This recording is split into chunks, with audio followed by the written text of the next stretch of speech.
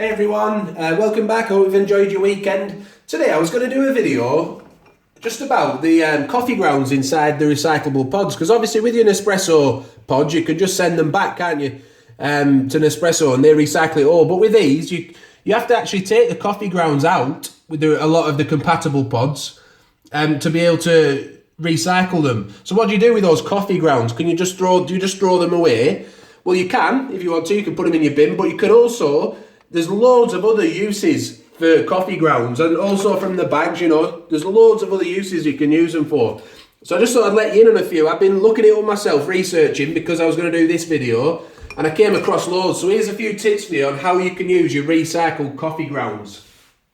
First one is you can sprinkle them around your garden, around plants that like acidic, thrive on acidity. So you've got stuff like rhododendrons, azaleas, hydrangeas, and also things like carrots, radishes, and blueberries. They could all get a boost from the coffee grounds because of the acidic nature and the nutrients that are in them. So that's tip one, put them around your plants.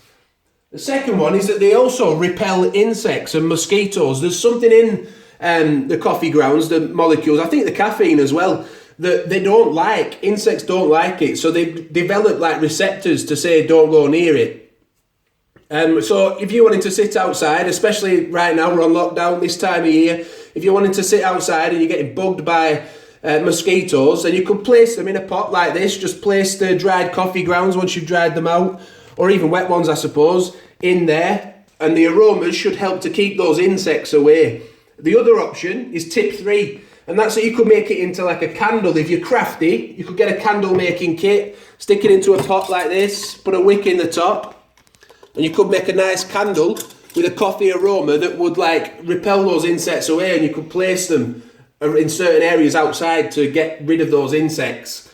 Also, you could put it in the house if you make a candle. If you just like the smell of coffee, then you could put it in the house and have a coffee aroma in your living room.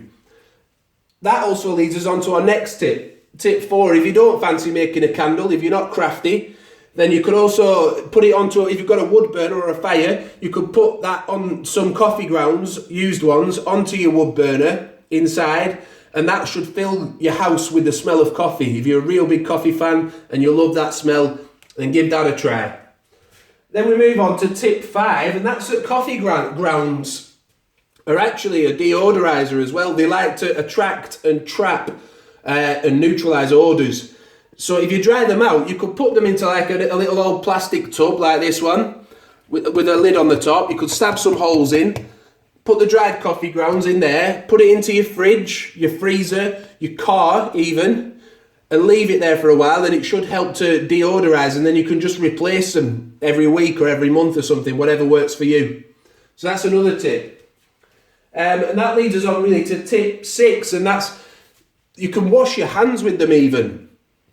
After cooking, again I say they're a deodorizer. After cooking, say you've been using onions or you've been using garlic or something, keep a little pot next to your sink and you can wash your hands with them after. And that should help to get rid of some of those odours. And also, the mild abrasiveness in the coffee granules. I get quite a lot of dirt on my hands in my day job, and sometimes it gets ground in, and also I get like carbon onto my hands. And I find it really hard to get it out. So if you scrub it with coffee grounds, the abrasiveness can help to get rid of that as well. So where are we up to? Tip 6. Tip 7, again, abrasiveness. Wash your pots and pans with it. Keep it next to the sink, and it can actually be good for washing those really stubborn pots and pans rather than using a scouring pad. I haven't tried this one myself, but after my research, I'm going to give it a go and see if it works.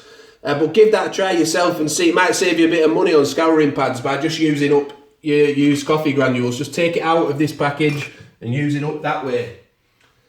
The next one was still with a mild abrasiveness, and we're moving on to skincare now, and that's that you can exfoliate your skin with it. Because it's just mildly abrasive, if you mix it with water, or even you could go a step further, mix it with coconut oil and rub it on your face and you get your skin, it's a good exfoliator. And there's also nutrients in there that can help the skin. Apparently caffeine is supposed to stimulate the skin, but I'm not a beauty expert, don't quote me on it, but that's just what I've read. So try that one out.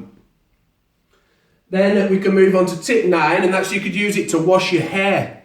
Now we've all seen those adverts for German shampoo, haven't we, where it's like caffeine-based shampoo. It's supposed to stimulate hair growth.